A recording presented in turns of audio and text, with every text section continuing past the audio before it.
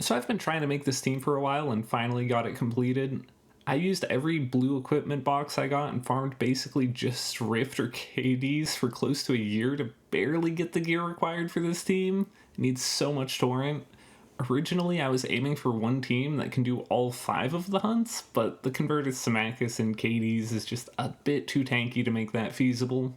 Some units like Commander Pavel, Summertime Charlotte, or Haste are all the closest options we have, but there's just no other units that pair well enough to make them work for various reasons. If you're interested in the theory crafting and journey to get to this point, do enjoy. Otherwise, I've added timestamps if you just want to see the team in action. Taylor from the past was pretty smart because I kept track of most of my progress by just sending it in a private Discord channel, so this means I can talk about this chronologically, which is always nice. But as with all good stories, it makes sense to start all the way at the beginning. Originally, I wanted to find out what the fewest number of units I could build for all repeated PvE content in the game would be. So that would be Hunts, Expeditions, and Nightmare Labyrinth were the main 3 I was thinking of. This has an obvious lower limit of 20 unless I stop taking teams of 4 into Nightmare Labyrinth, which doesn't really make sense unless there is some niche case where that's useful. Currently, there are a few teams that can handle 2 of the hunts with one team, so the current best 100% one-shot Wyvern team can also double as a Banshee team, while an Inos Bloodblade Karen team can one-shot both as a Manic and Golem. Whenever using a Syngelica and Galililius team in KDs, this would bring our total units down to 7 for all 5 hunts. Although note that Syngelica Galililius teams do have a higher gear requirement than Wanderer Silk teams. But if we found a single team that could defeat the 4 first hunts, excluding KDs, then we would not only bring our total units needed down to 6, but we would also save a team slot, which is always great to have. That sounds amazing, but what would the requirements for a team like that actually start looking like? Now that we want to make this team a reality, let's go over what we need. I came up with a list of 4 different requirements for this to work. Let's go through them one at a time, and let's start with the hardest to explain, speed tuning. If you don't care about the math behind the speed tuning and why this team technically has a very low chance to fail, skip to this timestamp. Otherwise, let me break it down. Speed in this game is pretty weird, but it's not too hard to explain what we need to do. The fastest enemy that we need to outspeed is a Rax Warlord at 218 speed. We need our fastest unit to outspeed it, or he will have a pretty good chance to kill one of our units and fail the run. However, we don't want our unit to outspeed the Wyvern in the boss fight, because Wyvern has a mechanic where if it's undamaged as it attacks, he will attack your frontline unit. This is obviously great because we just want to put damage on as many units as possible, and adding bulk to everyone to survive Wyvern is extremely inefficient. The Wyvern has a speed of 242, so anyone who hasn't done a deep dive into speed tuning would look at this and say, cool, I can name over 20 speeds that work. Unfortunately, that's not the case. At the start of every battle, every unit gets a random amount of combat readiness up to 5%. So for our unit to always outspeed a 218 Rax Warlord, we would need to have at least 229.5 speed. We can't have decimals, so we'll round up to 30. However, whenever we do the math to see if we are always slower than the Wyvern, we find out that we are a singular decimal point off.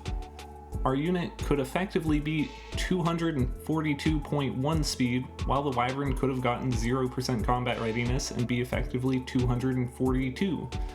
So, did I lie in the title? Well, kind of.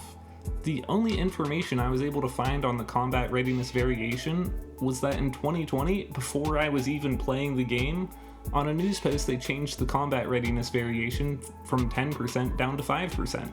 But I'll be honest here, this is a mobile game. It's extremely easy for the actual numbers to get rounded or misunderstood down the pipeline of information. The 0 to 5% combat readiness players see could almost as easily be explained as a 0.1 to 4.9% increase instead.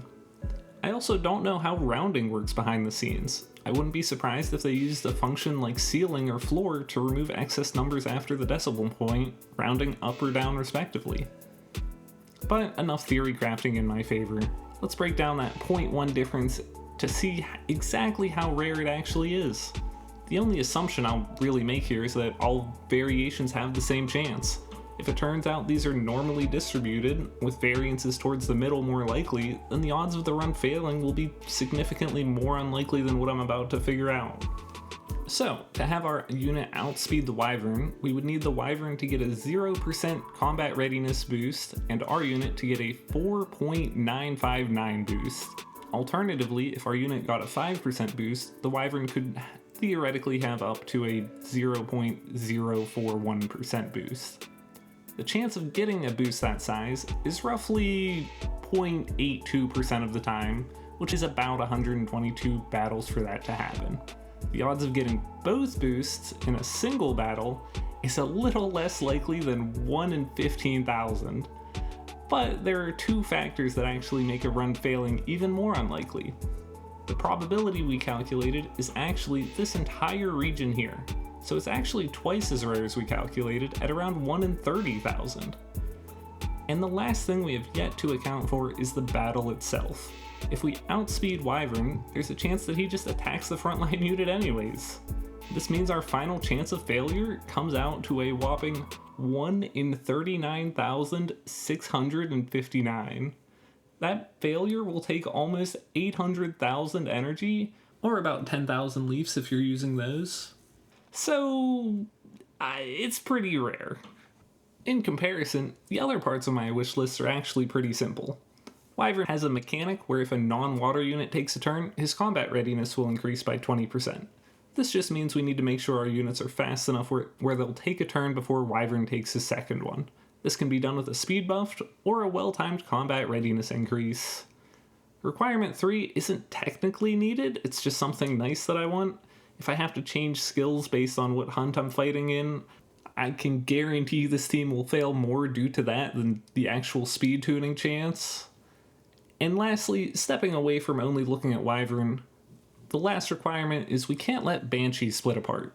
She only splits when she's below 70% health, and there are a few things of note to ensure this never happens.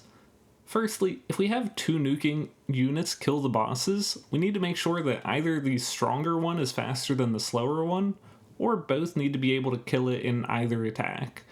And second, we can't run a team that has the potential to randomly dual attack too much. There's a 3% chance a unit will dual attack with another unit when using a basic skill, and depending on who they pair up with, it could do too much damage, splitting Banshee apart before we can one-shot her. Now that we have our requirements, all potential teams that we make will need two things: AoE damage to kill the first wave, and just straight damage to kill the bosses. The boss damage part is pretty easy. Straws is the king of hunts and is easily the hardest hitter in every hunt. Watcher Shuri is his trusty duo. Pair them both together and they can nearly take out every hunt boss by themselves. But with only 2 more units to add, we need to consider our options. First, let's talk about elements quickly. The hunts we plan to kill are the 3 RGB ones plus the dark one. Whenever an RGB unit attacks the element they are weak against, they have a chance to miss their attack and deal significantly less damage. This is bad for obvious reasons because we want to do damage. Light and dark units like Straws and Watcher Shuri don't have that downside. Even though they're weak to each other, they don't have any chance to miss their attack on any type of unit. So whenever we can, we want to use light and dark units, but if we have to use an RGB unit, the weakest wave is actually the water one in the Banshee fight, where all of the enemies there have about 11,000 health and low defense. For comparison, the Carrick's Charger in the Asymanic wave has close to double its health and even more defense than the Banshee wave. But because water enemies are by far the weakest, we would prefer a fire unit as it's good into earth and neutral whenever facing another fire unit.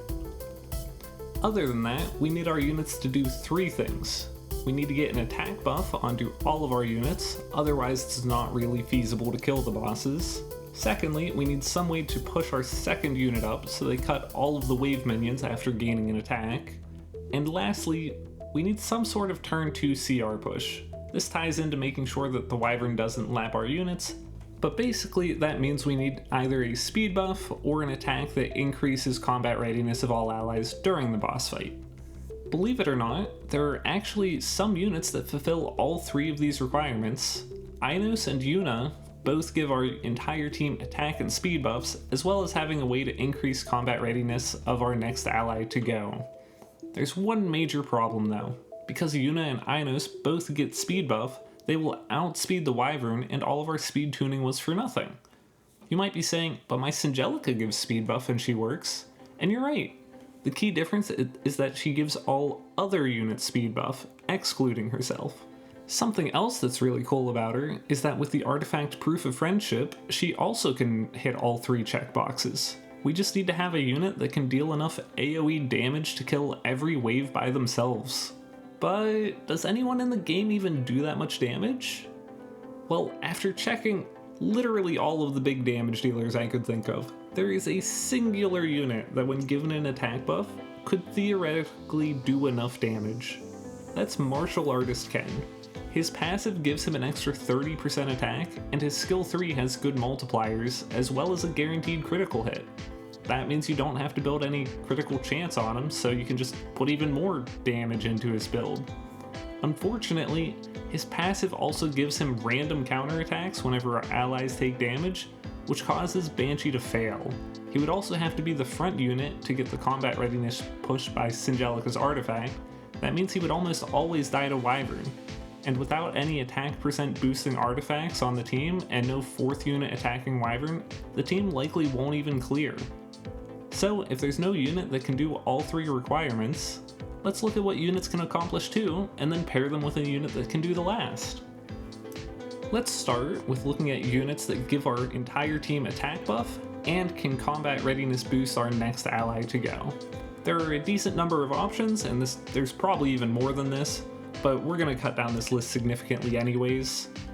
For the same reason that Singelica doesn't work, Frida, Moon Bunny Dominil, and Rose can be cut as they do no damage.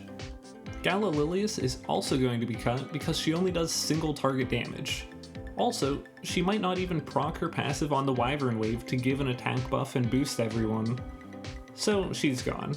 That leaves us with 2 main options, Closer Charles and Holiday Euphine. After checking damage comparisons, Closer Charles will probably do more damage, but Holiday's Euphine passive offers a little bit of utility, so both are potentially viable. Our options for a turn 2 CR push unit that we can pair with them is fairly limited. Our options are Fire Shuri, Yuna with her skills turned off so she can only use skill 1, and lastly Faithless Lidica. Unfortunately, none of these combinations would do enough damage to kill all the minion waves, so this idea isn't going to work. Interestingly though, excluding Faithless Lidica, both Fire Shuri and Yuna are both options that CR push and do another CR push on turn 2. There are some other units that also give the team 2 AoE CR boosts, but both Fire Tieria and Lone Wolf Pegra only do single attacks, meaning they aren't really usable.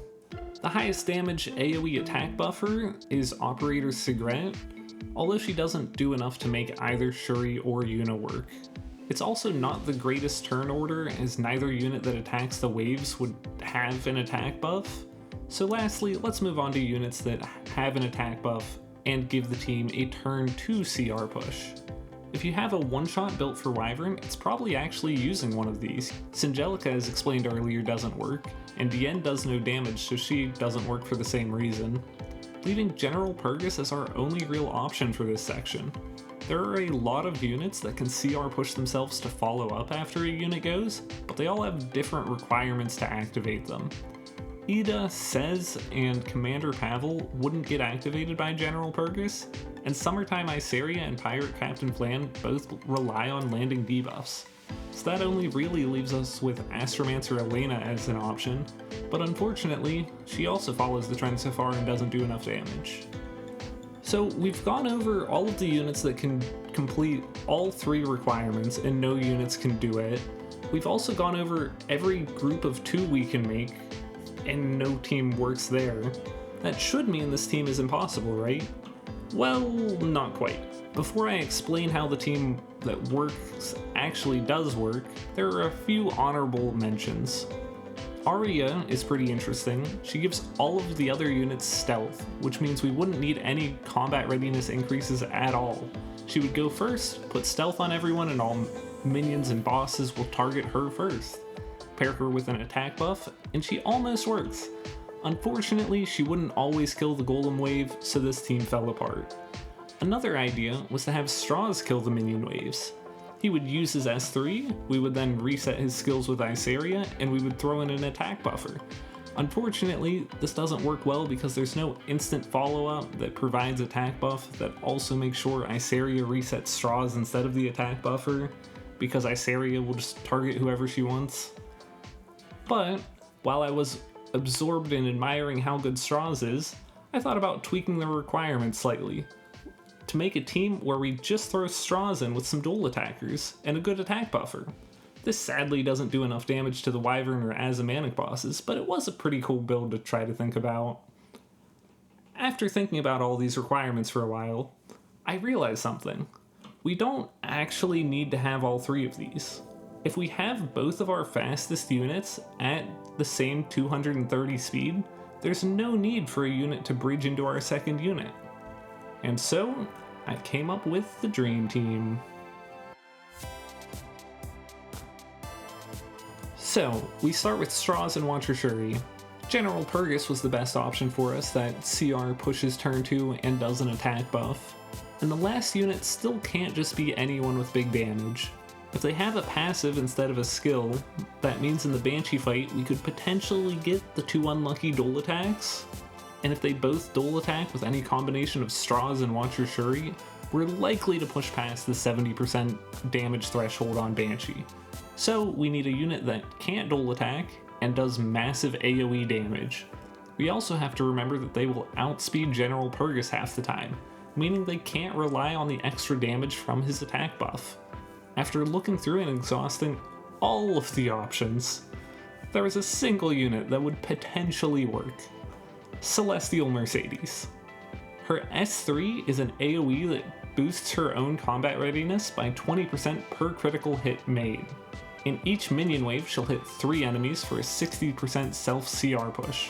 When paired with the artifact Necro and Undying, that goes up to an 80% CR push.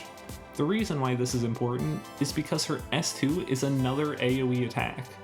After both her and General Purgus attack, the faster, weaker units in the minion wave will die. Then the 80% CR push is enough where she can lap all of the tankier, slower units and use her S2 to finish them off. So this means that no matter who takes the first turn between her and the General, her S2 will also always have an attack buff. This gives us just enough damage to kill every minion wave. Her S3 and General Purgus's S3 will be enough to kill the Banshee wave, allowing her to S2 the Banshee boss, preventing the unwanted second dual attack. She also has one of, if not the best team imprints in the form of a crit rate boost to all allies. So, with all of that information, in April of 2024, I theory crafted this team. General Purgus and Celestial Mercedes would need exactly 230 speed. Watcher Shuri's imprint means it'll say 220, but in battle it would be 230. General Purgus will get Warhorn, Celestial Mercedes will get Necro and Undyne. Straws will need to be 12 speed faster than Watcher Shuri, or 2 speed faster when accounting for his imprint. Watcher Shuri himself needs to be 132 speed for the one hunt that we aren't making this team for, as I want to use both Watcher Shuri and Straws in KDs. As usual, we give the artifact Daydream Joker to both of them, and we only need to have 88% crit rate on every unit because of Celestial Mercedes. Note that this team's failure rate is probably much closer to 80 or 90% whenever you don't have Necro and Undyne, unless you have an extremely tanky General Purgus. But now that we have some of the exact stats we need, it's time to work through what I still need to do to get this team up and running. The first glaring hole in this plan is the artifact Necro and Undyne. I don't have one, and that's a problem. It's a collaboration limited artifact, but it's also part of the Guilty Gear collaboration, which has been run basically every year. I'm also missing one imprint on my Celestial Mercedes, so I'll need that. We can't actually get any other units to imprint Celestial Mercedes, so we actually do need to get an exact copy of her. As it turns out, I had the gear to make General Purgus tanky enough so we can cross this off our checklist, but if anyone's trying to replicate this team, Here's the target HPs you're aiming for at different defenses.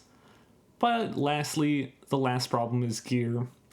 After farming Katie's for probably close to 10 months at this point and checking the optimizer, I still needed more damage to kill Wyvern, and it's getting really annoying to try and squeeze out any extra. But with that, we have the 3 things we need to get, and with everything but the artifact being luck dependent, the only thing left to do was keep grinding. The first objective to get crossed off our list was gear. That summer, there was another gear crafting event, and after checking way too many gear combinations in the optimizer, I got 2 incredible pieces of gear that should just barely be enough damage. Just over a month later, we got to check off box 2 of 3, and I actually have my reaction for this. Guys, we're 2 out of 3. We just need a guilty gear rerun. Oh boy. This is also crazy. I had I had 1 summon left. It's the special mystic summon, and there's 4 hours remaining. And like, there ain't no way you like select the 4-star in these. Like, it's just never a good idea for your account. So I've just been pulling for Navy Captain Landy. And like, I almost got her too. And I have 4 mystic medals. Oh, it's great. It's great. We're happy. Love it. Now just 1 remains. All we need is a Guilty Gear rerun, and so I began eagerly waiting. Actually, I couldn't resist though. Had to test the team without the artifact. I had 1 absolutely beefy straws, almost 5.3 thousand attack and 3% away from max crit damage on triple torrent. For Celestial Mercedes, I put her onto Cruel Mischief as it has the same base attack as the artifact we need, while the effect does nothing for the actual fight. And so we start the fight. We head into the fight, General Purgus goes and Celestial Mercedes follows. A minion gets to attack, but once she has the artifact, the minions won't ever get a turn. Once she gets her turn though, I see that I have enough damage, and we head to the boss fight. Everyone does their thing, and the boss lives?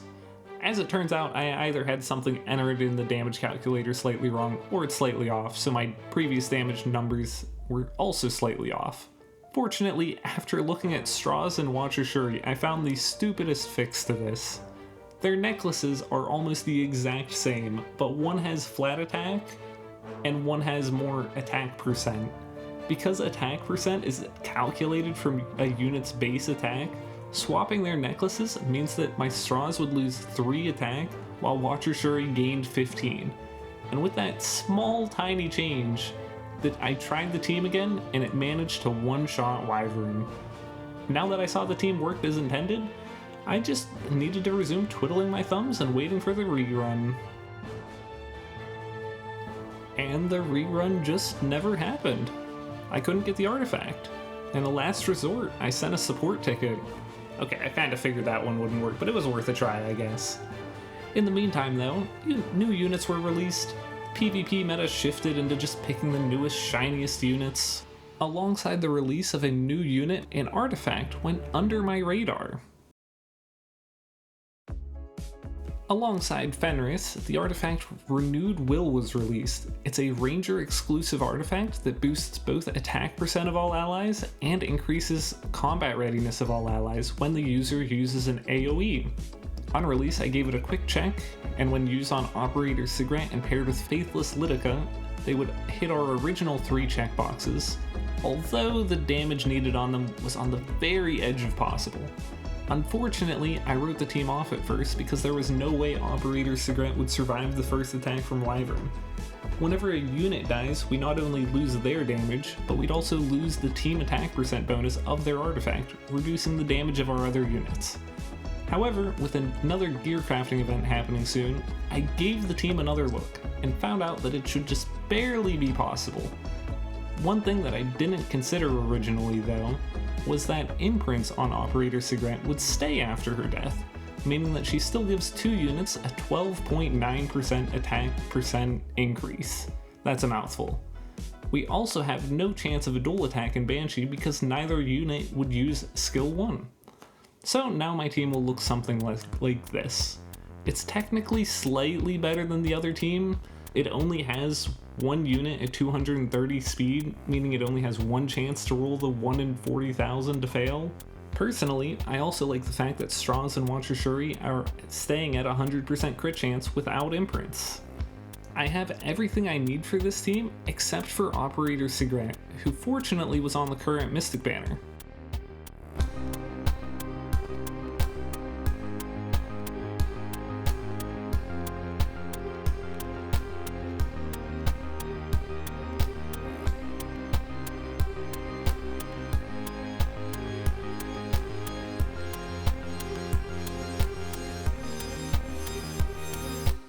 We do need the attack percent imprints that both units give, so we can either waste imprint slates or use the target banners to get enough Sigrets and Lyticas to feed into their light and dark counterparts.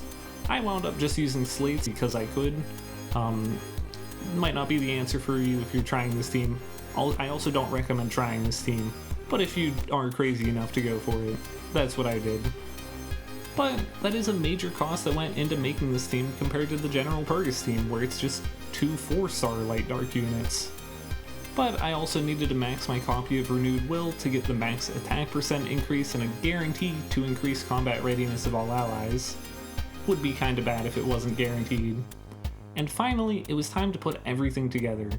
No limited units, no limited artifacts, one absurd idea and absolutely insane gear.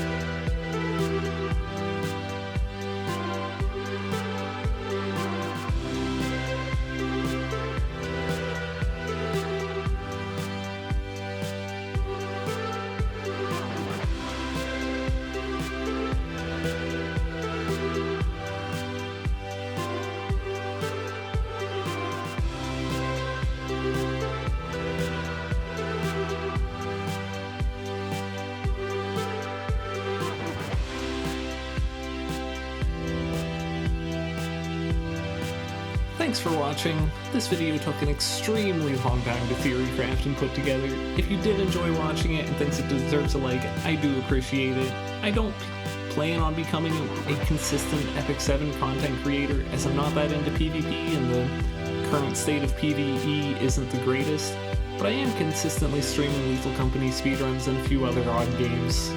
If that sounds up your alley, I'd love to see you stop by my Twitch or subscribing here on YouTube. But, as always, thanks for watching, and adios. Catch you in the next one.